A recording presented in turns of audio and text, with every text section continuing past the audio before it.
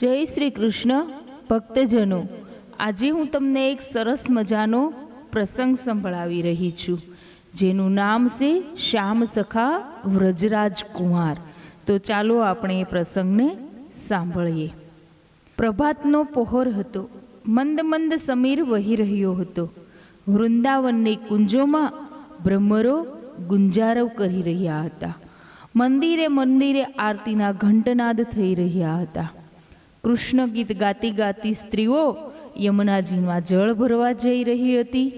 ગાયોના ધણ લઈ ગોવાળિયાઓ ગિરિરાજ બાજુ જઈ રહ્યા હતા.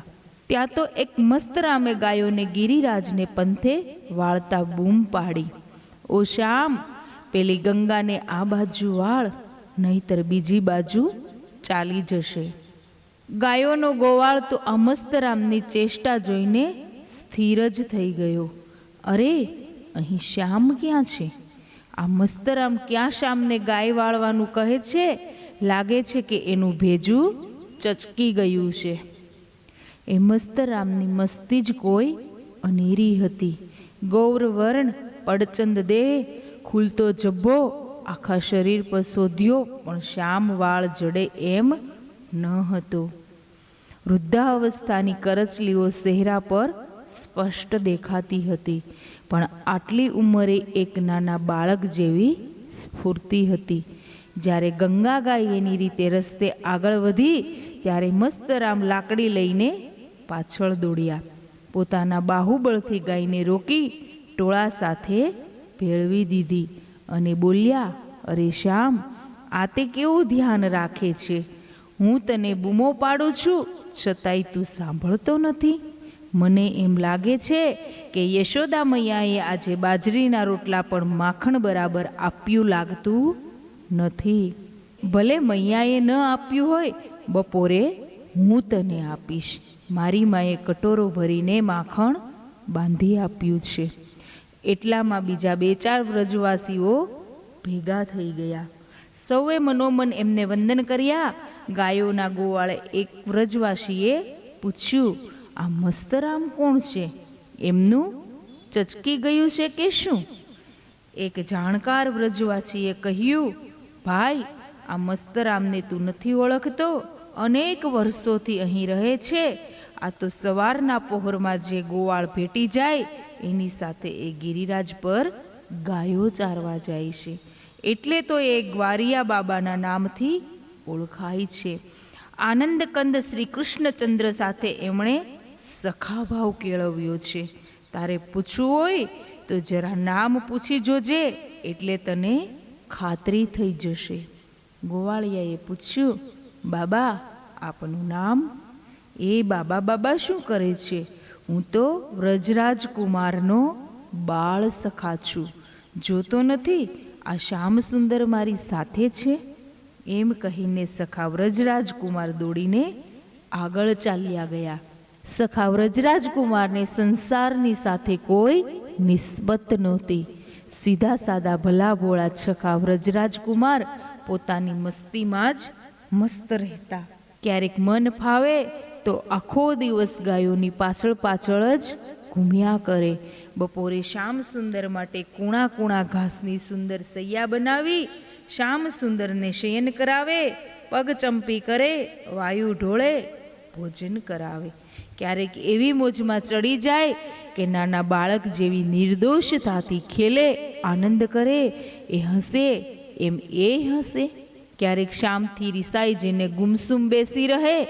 એક દિવસ એક ગાયને ખોળવા જતા એ દૂર દૂર નીકળી ગયા. આખરે ગાય જડી. ગાયને હાંકતા હસતા હસતા તે શ્યામ પાસે આવ્યા. જોયું તો શ્યામ એમના સ્થાને જ ન હતા. અરે, હજી હમણાં તો શ્યામને અહીં શયન કરાવીને ગયો છું. એટલામાં એ ગયા ક્યાં? હા, મને શોધવા નીકળ્યા હશે એ. એમ કહીને સખા વ્રજરાજ કુમાર શ્યામને શોધવા નીકળ્યા. રસ્તામાં એક ગોવાળ મળ્યો એટલે ઊભો રાખી પૂછ્યું, ભાઈ, શ્યામને જતા જોયા? ના, મેં તો જોયા નથી, ગોવાળે જવાબ આપ્યો. સખા વ્રજરાજ કુમાર ગિરિરાજની કંદરે કંદરા ઢૂંઢી વળ્યા, પણ ક્યાંય શ્યામનો પતો ન લાગ્યો. વ્રજરાજકુમારના વિયોગમાં સખા વ્રજરાજકુમાર વ્યાકુળ વ્યાકુળ થવા લાગ્યા. અંગની સુધ બુધ ભૂલવા લાગી. આંખોમાંથી આંસુ ટપકવા લાગ્યા. પહેલા તો ગોવાળોને પૂછતા હતા, હવે તો વૃક્ષને પૂછવા લાગ્યા. ગિરિરાજની એક એક શિલાને પૂછવા લાગ્યા. પશુઓને પૂછવા લાગ્યા, પંખીઓને પૂછવા લાગ્યા, કોઈએ મારા શ્યામને જોયો છે? આખરે હતાશ થઈને એક શિલા પર બેસી ગયા. એમના રોમે રોમમાંથી શ્યામનો રણકાર ઉઠી રહ્યો હતો. એમની બહાવરી આંખો ચારે તરફ શ્યામને ખોળી રહી હતી. સંધ્યા થઈ અને એમણે માથું પીટ્યું, ઓ શ્યામ, તું ક્યાં છે? તને છોડીને હું વ્રજમાં પણ કેવી રીતે જાઉં? તને લીધા વિના જાઉં અને મૈયા ખોળતી મારે ત્યાં આવે તો હું શો જવાબ આપીશ એમને? ત્યાં તો દૂર દૂરથી મનમોહનની મધુરી મુરલીના સ્વર સંભળાયા. સખા વ્રજરાજકુમારનું રોમે રોમ ખીલી ઉઠ્યું. જે દિશામાંથી અવાજ આવતો હતો એ દિશામાં દોટ મૂકી. જોયું તો કદંબના વૃક્ષ પર બેઠા બેઠા મનમોહન બંસરી બજાવી રહેલા. નટવરને નંચિત બેઠેલો જોઈને સખા વ્રજરાજકુમારનો પિત્તો ગયો. રોષભર્યા સ્વરે કહ્યું, અરે કનૈયા, અહીં બેઠો બેઠો બંસરી બજાવે છે? તને ખોળવા માટે તો ગિરિરાજની કંદરે કંદરા ખૂંદી વળ્યો, પણ તું તો ક્યાંય ન મળ્યો. જોને સાંજ પડવા આવી છે, ચાલ ઘેર મૈયા વાટ જોતી હશે. મંદ મંદ હસતો કનૈયો સલાંગ મારીને નીચે ઉતર્યો. પ્રાણ પ્યારી બંસરી ભેટમાં ખોશી. સરખે સરખા સખાઓ એકબીજાના ગળામાં હાથ ભેરવીને ચાલે એમ શ્યામ સુંદરે સખા વ્રજરાજકુમારના ગળામાં હાથ ભેળવીને વ્રજ બાજુ ચાલવા માંડ્યું. આમ આઠે પહોર સખા વ્રજરાજકુમાર પોતાની મસ્તીમાં જ મસ્ત રહેતા. ક્યારેક ક્યારેક એવી ધૂન ચડી જતી કે પોતાની ચીજ વસ્તુઓ શ્રી યમુનાજીને અર્પણ કરી દેતા અને માત્ર લંગોટ લગાવીને શ્રી યમુનાજીની રેતમાં પડ્યા રહેતા. ધૂન ચડે તો 25-30 શેર જૂથી ભરેલી ગોદડી ઓઢી જ્યાં ત્યાં ફર્યા કરતા. એક વખત વૃંદાવનમાં સકીર્તન થઈ રહેલું ભગવાન નામનો ધ્વનિ સુણતા જ એ નાચવા લાગ્યા. ત્યાં જઈને મધુર સંગીત સાથે એવું સકીર્તન કર્યું કે સાંભળનારા પણ ચક્ક થઈ ગયા. સૌને એમ થઈ ગયું કે આ વ્યક્તિ વાદન કલાની અભ્યાસી હોવી જોઈએ, નહીતર આવું સુંદર સંગીત આપી જ શકે નહીં. ખરેખર સખા વ્રજરાજકુમાર વાદન કલામાં ધુરંધરને પારંગત હતા. એમ કહેવાય છે કે પૂર્વાશ્રમમાં એ દતિયા સ્ટેટના કોઈ રાજપુરુષ હતા. લગભગ વિક્રમ સંવત 1900ની આસપાસ એમનો જન્મ થયો હતો. સંગીતમાં અત્યંત ઋષિ હોવાને લીધે સંગીત બ્રહ્મ સંહિતા સારાવલી નામનું સંગીતનું પુસ્તક એમણે લખ્યું હતું. એના લેખકના સ્થાન પર સખા વ્રજરાજકુમાર એમ લખ્યું હતું. પૂર્વાશ્રમનું એમનું શું નામ હતું એ હજી લગી કોઈને જાણવા મળ્યું નથી. એમનો પૂર્વાશ્રમ જાણવા અનેક લોકોએ પ્રયત્ન કરેલો, પણ બધાની વાત એમણે ટાળી દીધી હતી. એક ભાઈએ પૂછ્યું, બાબા, આપે કયા સંપ્રદાયમાંથી દીક્ષા લીધી? સખા વ્રજરાજકુમારે હસતા હસતા કહ્યું, ભાઈ, હું કયા સંપ્રદાયનું નામ આપું? જેટલા જેટલા સંપ્રદાયો છે એ બધા જ મારા છે. વૃંદાવનવાસ પહેલા સખા વ્રજરાજકુમારનો જયપુર, ગ્વાલિયર અને દતિયાના રાજકુળ સાથે ઘનિષ્ઠ સંબંધ હતો. જયપુરના મહારાજા માધવસિંહજી અને ગ્વાલિયરના મહારાજા માધવરાવજી ગ્વારિયા બાબાને માનની દ્રષ્ટિએ જોતા. સંગીતના અચ્છા જાણકાર હોવાથી રાજવંશની સ્ત્રીઓ એમની પાસેથી સંગીત શીખતી. રાજમહેલોમાં ગમે ત્યારે અને ગમે ત્યાં આવવા જવાની તથા ગમે તે કરવાની એમને છૂટ રહેતી. મનમાં ફાવે તો છત્ર પલંગમાં સૂઈ રહેતા અને મનમાં ફાવે તો દાસ દાસી પાસેથી ઝાડુ લઈને ઝાડુ કાઢવા બેસી જતા. એક વખત મનમાં ધૂન ભરાય કે બહુ દિવસ હું રાજમહેલમાં રહ્યો, હવે મારે જેલમાં રહીને જેલના કષ્ટ પણ ભોગવવા જોઈએ. ગ્વારિયા બાબાએ પોતાની મનવાત જયપુરના રાજાને કરી. આ પ્રસ્તાવ સાંભળીને એ તો હસી પડ્યા. એમણે ખૂબ આગ્રહ કર્યો ત્યારે એમણે મહેલમાં જ લોખંડનું પાંજરું બનાવ્યું અને કહ્યું, લ્યો આમાં રહો. અરે મારે આ પાંજરામાં નથી રહેવું, મારે તો રાજ્યના કેદીઓ જે જેલખાનામાં આવે છે એવી લોખંડની બેડીઓ પહેરવી છે. એ જેવું કામ કરે છે એવું કામ કરવું છે. એ લોકોને જેવું ભોજન આપવામાં આવે છે એવું ભોજન કરવું છે. ત્યારે તમારે માટે આ લોખંડનું પાંજરું બનાવ્યું, એનું શું? મહારાજાએ હસતા હસતા પૂછ્યું, ભલે આપની ઈચ્છા છે તો આ પાંજરામાં રહીશ, આ આખું પાંજરું જેલમાં મોકલી આપો. જયપુર મહારાજાએ પાંજરું જેલમાં મૂકી આપ્યું. આમ એમણે જેલ જીવનની મજા માણી. એક વખત એવો વાયરો વાયો કે રાજમહેલમાં રહ્યો, જેલમાં રહ્યો, હવે કોઈ ગણિકાને ત્યાં રહું એમ વિચાર કરીને પ્રસિદ્ધ ગણિકા ગોહરને ત્યાં 10 પૈસાના રોજના હિસાબે નોકરીએ રહ્યા અને ગણિકાને સંગીત શીખવ્યું. એક વખત ગ્વારિયા બાબા જયપુરમાં ફરવા નીકળ્યા. રસ્તામાં જોયું તો એક જગ્યાએ પથ્થરકામ થઈ રહ્યું હતું. સેંકડો મજૂર મોટા મોટા પથ્થરો ઉચકીને લાવી રહ્યા હતા. અનેક સલાટો પથ્થરકામ કરી રહ્યા હતા. પૂછતા જાણવા મળ્યું કે આ તો સ્વર્ગવાસી જયપુર મહારાજાની છત્રી બની રહી છે. બીજે દિવસે એક સાવ સામાન્ય મજૂરનો વેશ લઈને ગ્વારિયા બાબા ત્યાં હાજર થઈ ગયા. મજૂરોના મુકરદમજીને આજીજી કરતા કહ્યું, ભાઈ મને કામ પર રાખશો? ભાઈ કામ પર રાખવામાં બીજો તો કોઈ વાંધો નથી, પણ મોટા મોટા પથ્થરો ઉચકવા પડશે. રહેવું હોય તો રહી જાઓ, રોજના 10 પૈસા મળશે. ગ્વારિયા બાબા મજૂરોની સાથે મજૂર બનીને મજૂરી કરવા મંડી પડ્યા. દિનભર મજૂરી કરવી એ જ એમનું લક્ષ્ય. બીજા મજૂરો તો વચ્ચે વચ્ચે જરા આરામ પણ કરે. આમણે તો આરામ હરામ કરી નાખ્યો હતો. સૌથી પહેલાં આવવું અને સૌથી છેલ્લા જવું. નહીં કોઈની સાથે બોલવું કે નહીં ચાલવું, એ ભલાને એમનું કામ ભલું. એક દિવસ ગ્વારિયા બાબાએ મુકરદમને કહ્યું, માલિક કાલથી હું નહીં આવું, મારું મજૂરી આપી દો. આવા કામના માણસને ગણતરીબાજ મુકરદમ એકદમ કેમ ચોડે? એણે કહ્યું, કેમ ભાઈ, મજૂરી ઓછી પડે છે? 10 પૈસાને બદલે 15 પૈસા લેજે, પણ કામ પર આવજે. અને પૈસા આજે જ માગે એ ક્યાંથી મળે? એ તો સૌની સાથે અમાસને દિવસે જ મળશે. ભલે એમ કહીને ગ્વારિયા બાબા ત્યાંથી ચાલ્યા ગયા. અમાસ થઈ અને પોતાની મજૂરીના પૈસા લેવા હાજર થયા. પણ તે દિવસે મજૂરના વેશમાં નહીં આવતા, પોતાના અસલ વેશમાં આવ્યા. એમને જોઈને મુકરદમ તો ઠંડો ગાર થઈ ગયો. અરે આ તો ગ્વારિયા બાબા, આ તો એ જ સંત કે જે જયપુર મહારાજાની સાથે બગીચામાં ફરવા નીકળે છે. મજૂરના મુકરદમને મજૂરીના પૈસા તત્કાળ ચૂકવી આપ્યા.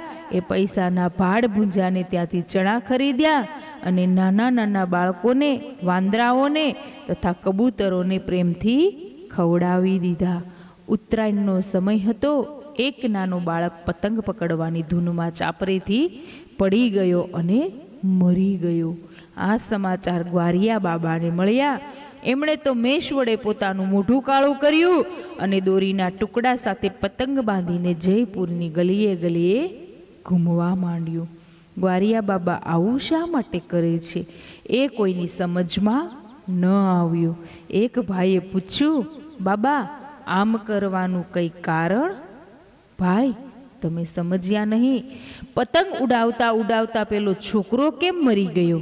જે વ્યક્તિ ઉપર નજર રાખે અને નીચે ધ્યાન ન રાખે એ સર્વનાશ વહોરે છે. કા મારા જેવું મોં કાળો થાય છે.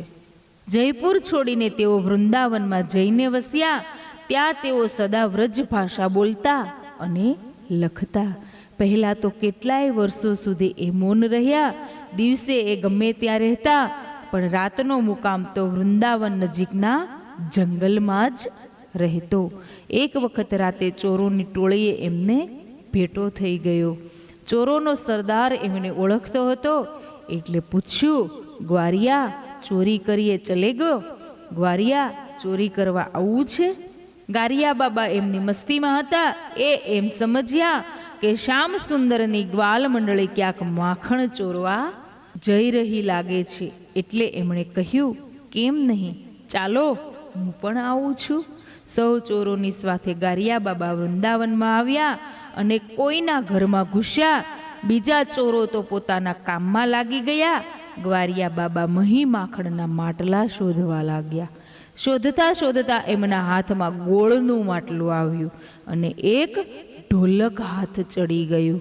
સંગીતના રસિયાએ સંગીતનું સાજ મળી જાય પછી હૈયું હાથ રહે ખરું? એમણે તો ઢોલક બજાવવાનું શરૂ કર્યું. ઢોલકનો અવાજ થતાં ચોરો ચમક્યા. અરે, આ ગ્વારિયાને ક્યાંથી સાથે લાવ્યા? આણે તો આખી બાજી ધૂળમાં મેળવી. એમ કહી રોષમાં ને રોષમાં ગ્વારિયા બાબાને બરાબર પીટ્યા ને એ તો મુઠ્ઠીઓ વાળીને ભાગ્યા. ઘરના લોકો પણ જાગ્યા અને રાત્રિના અંધકારમાં ચોર સમજીને ગ્વારિયા બાબાને બરાબર મેથી પાક આપ્યો.